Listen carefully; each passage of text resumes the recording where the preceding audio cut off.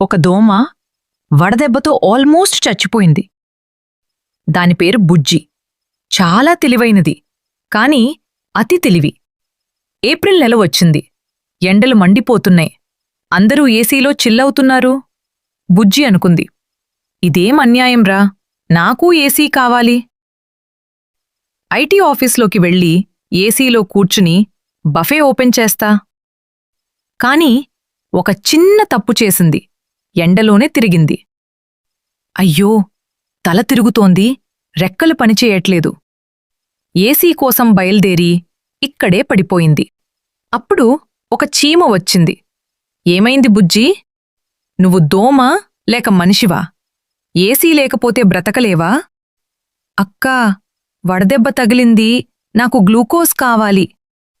చీమ నవ్వింది. నీడలో ఉండాలి కదా అని నీళ్ళిచ్చింది. నిజమే, అతి తెలివి చూపించి పిచ్చి పనిచేశాను. ఏసీలో జీవితం కావాలంటే ముందు ఎండలో తిరగవద్దు.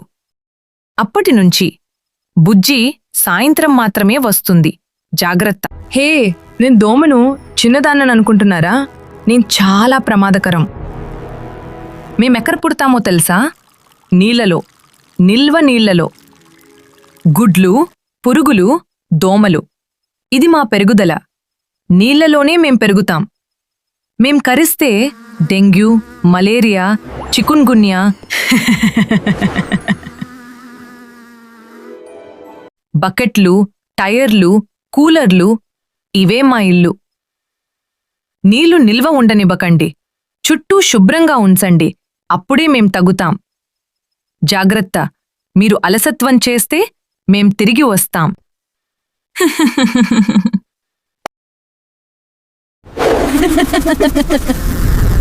చూస్తున్నారా?